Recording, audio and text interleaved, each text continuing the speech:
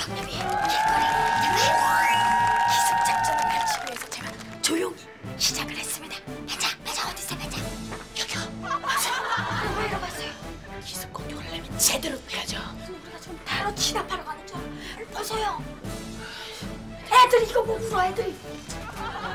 이 안에 말이죠 오늘 강의를 신청하신 분이 계십니다. 남자친구를 위해서 강의를. 저랑 이렇게 봐도 무섭네요. 과연 어떤 분인지 안에 들어가서 직접 만나보겠습니다. 들어오시죠. 이제는 저 꼬맹이들이 잘못 들은 거 아니에요? 여기가 맞는데. 여러분 안녕하세요. 안녕하세요. 언니들 누군지 알아요? 자 여기서 남자친구 있는 사람 손 들어보세요. 제가 저분이 신청하셨죠. 길거리 특강에 남자친구를 위한 강의를 신청했어요? 아니야. 여기 선생님들이신가요?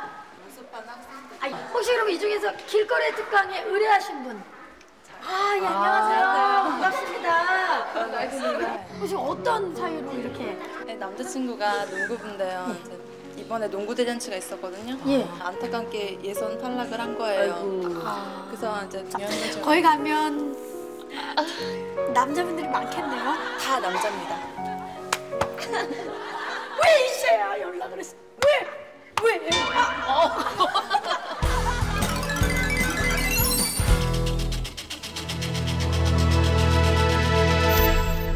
지금 혹시 하시는 일이?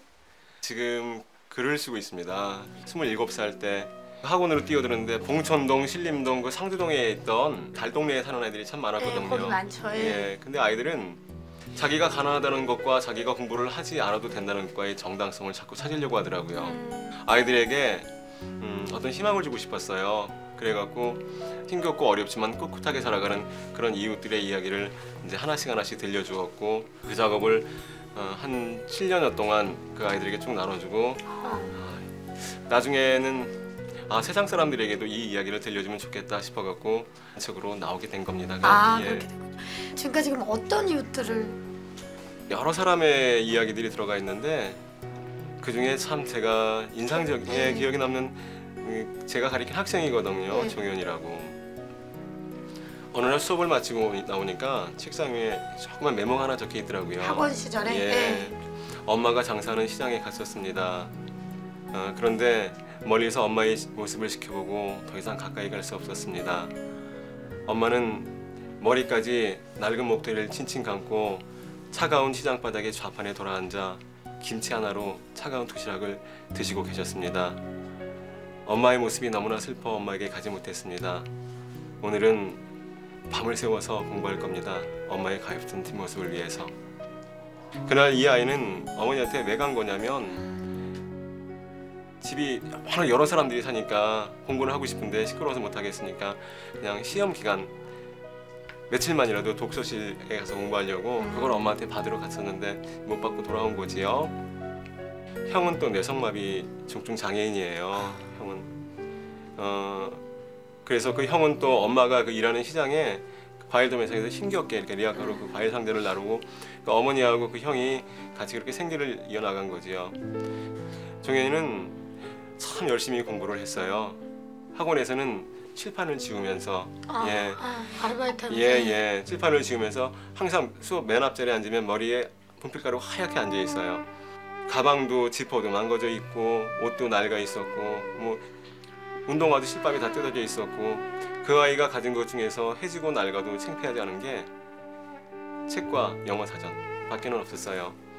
근데 이 아이는 종현이는 참 열심히 공부를 했죠. 그리고 마침내 본고사까지 치르고 서울대에 합격을 합니다. 진짜.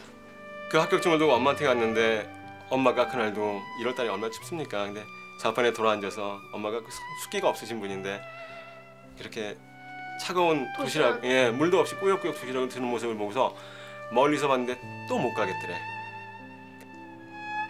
멀리서 있다가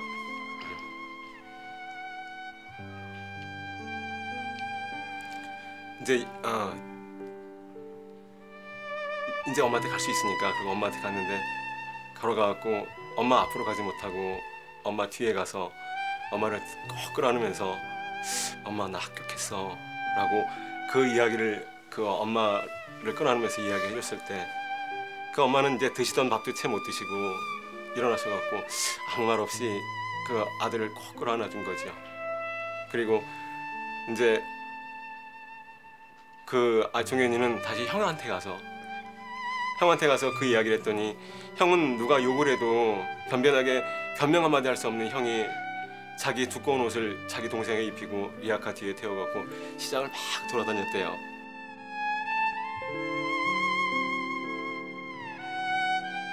선생님은 어린 시절에 어땠어요? 그 시절이 모두 다 가난한 시절이었어요. 그 제가 이렇게 주변 친구들하고 비교해 봤을 때 참 많이 어려웠던 것 같았고요.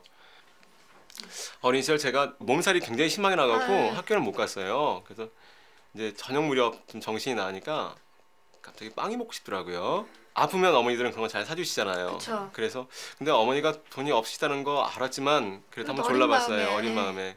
근데 그때 TV 선전에서 애플빵이라는 그 빵을 선전했는데 예, 사과는 맛있어, 맛있으면 애플빵, 애플빵은 서울빵. 그거를 예, 그거를 왜 제가 이렇게 정확히 기억하냐면 혹시 어머니가 사주실까 하는 생각 때문에 계속 부른 거예요? 한 4시간을 불렀어요.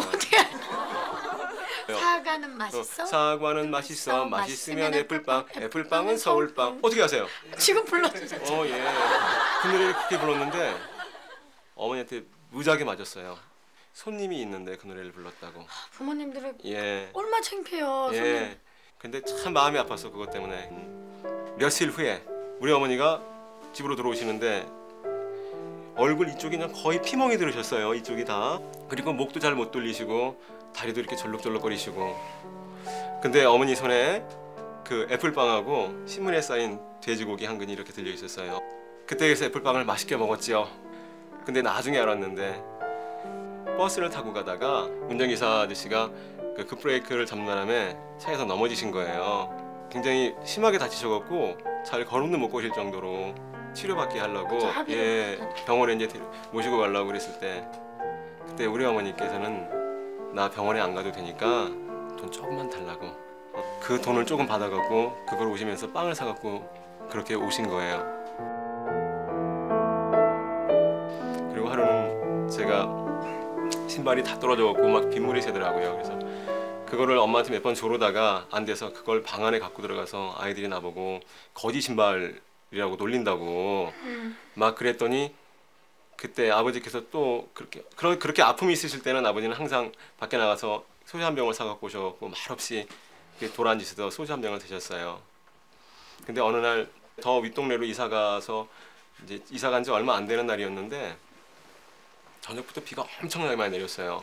그러니까 천정에 물이 고이기 시작하더니 거기서 이제 빗방울이 떨어지면서 점점 많이 떨어지니까 어머니가 이제 양동이를 갖다 받쳐놨거든요.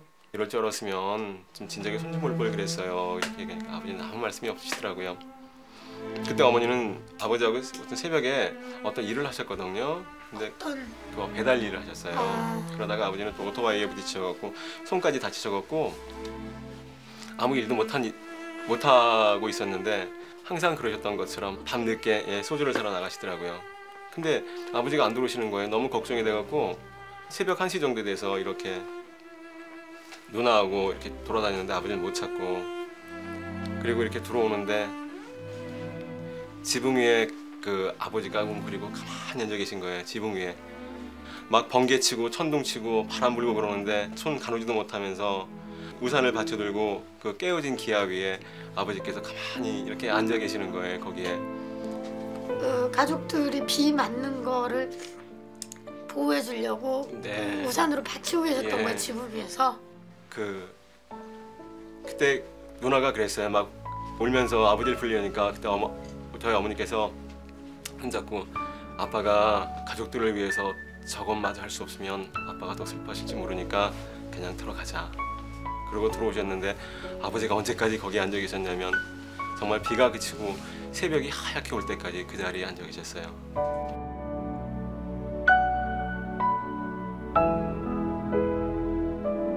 그런 생각을 해본 적도 있었거든요. 왜 이렇게 이 나이 때까지 우리 집이 이렇게 가난할까. 근데 이게 지금 생각해 보면 저희 부모님은 가난하셨지만 그 가난을 통해서 정말 사랑을 가르쳐 주셨어요. 그렇죠. 그리고 만약에 저에게 그런 그 가난하고 어려웠던 시절이 없었더라면 지금 어려움 속에서 꿋꿋하게 희망을 잃지 않고 살아가는 사람들의 이야기에 저는 귀를 기울이지 못했을 뿐만 아니라 그런 사람들의 이야기를 지금 쓰지도 못했을 것 같아요. 본인께서는 좀 밝히기를 좀 싫어하시는 것 같은데 책 수익금으로 좋은 일을 하신다고 들었거든요. 저는 이 책에 대한 마땅한 제 의무라고 생각했거든요. 그래서 그 수익금으로 저보다도 좀 더 어렵게 살아가는 그 사람들을 좀 도와주고 싶었어요.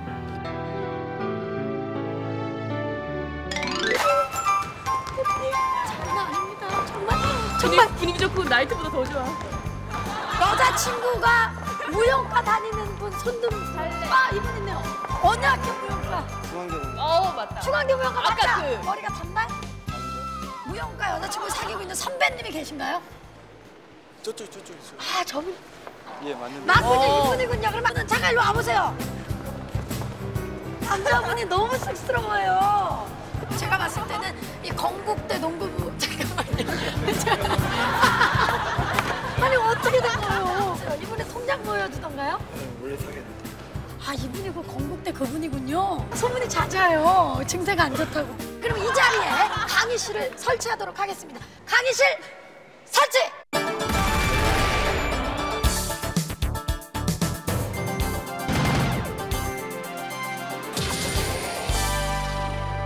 이철환 선생님을 박수로 모시겠습니다. 이철 선생님 경례. 안녕하세요. 반갑습니다. 저 방금 소개받은 이철환입니다. 제가 만났던 그 이야기들 중에서 참 가슴 아팠던 이야기가 하나가 있었어요. 음식점 주인이 아침에 가게에 앉아 있는데 한 8살쯤 되면 여자아이가 아빠의 손을 잡고 들어오는 거예요. 정말 너절한 행색이 한눈에 봐도 거린이라는 것을 알 수 있었지요. 그 아이는 아버지 손을 잡고 말없이 음식점 안으로 들어가서 가운데 자리를 잡습니다. 아저씨, 여기 순댓국 2그릇 주세요. 주인은 이제 그제서야 알았어요. 구걸하러 온 것이 아니라 음식을 먹으러 왔다는 것을. 하지만 주인은 그 퀴퀴한 냄새, 너절한 행색, 그것이 자기네 집에 찾아오는 사람들에게 불쾌감을 줄 수 있다는 생각을 했지요. 사실 거긴 다 지금 예약된 자리라서 지금 음식을 줄 수가 없구나 하고 얘기를 합니다. 그때 그 여자아이는 주머니 속에서 한 움큼의 동전을 꺼내 보이면서 저기 아저씨, 오늘 우리 아빠 생일이에요. 빨리 먹고 나갈게요 라고 얘기를 합니다. 그러자 주인은 더 이상 거절하지 못하고 그러면 자리를 여기 앉지 말고 저쪽 안으로 들어가서 앉으라고. 그리고 잠시 후 순댓국 2그릇이 그 아버지하고 딸 자리에 놓이죠. 아버지는 앞을 보지 못하는 사람이었습니다. 아빠 배고프지? 빨리 먹어. 순영이 너 저녁도 못 먹었잖아 라고 얘기하면서 아빠가 있는데 그 아이는 아빠 내가 소금 넣어줄게 그러면서 자기 그릇에 있던 고기며 순대 이런 것들을 떠갖고 아버지 그릇으로 다 담아줍니다. 아빠는 앞을 보지 못하니까요. 우리 빨리 먹고 나가야 된대. 아저씨가 그랬어. 주인이 그 장면을 보고서 마음이 너무 짠했던 거지요. 누구라도 그랬을 것 같아요. 음식을 맛있게 먹고 동전을 꺼내서 음식값을 내려고 했을 때 주인은 아침이라서 재료가 준비되지 않았어. 그래서 음식값을 다 받을 수가 없구나. 언젠가 이런 말을 제가 읽은 적이 있습니다. 만약 나에게 부잣집 아이들과 가난한 집 아이들 중에 누구를 가리키냐고 묻는다면 나는 부잣집 아이들을 가리키겠다. 가난한 집 아이들은 이미 그 가난이 가르쳐준 것이 너무나 많이 있기 때문이다. 한 3개월 전쯤인가요? 제가 중학교 2학년 때부터 거의 한 5년 동안을 가리켰던 남학생입니다. 너무너무 보고 싶더라고요. 한 3개월 전쯤에. 그 소위 달동네라고 그러죠. 저 미아리 기름동 속에 여기 달동네가 있거든요. 그곳을 찾아갔는데 재개발에 묶여갖고 집이 다 허물어져 있었어요. 그 이전에는 나는 걔네 집을 알고 있었으니까 언제라도 찾아갈 곳이 있었기 때문에 희망이 있었는데 이제는 갈 곳이 없잖아요. 근데 어제 전화가 왔어요. 선생님, 저 문편데요. 정말 얼마나 반가웠는지 몰라요. 지금 뭐 하냐? 그러니까 선생님, 제 꿈 아시죠? 저는 한다면 하잖아요. 지금 조종사거든요. 그가 아시아나항공의 조종사기 때문에 기뻤던 것이 아니라 끝내 자신의 꿈을 이루었다는 것이 너무 기뻤습니다. 사랑은 반드시 그 사랑을 닮은 다른 사랑으로 태어나는 것 같아요.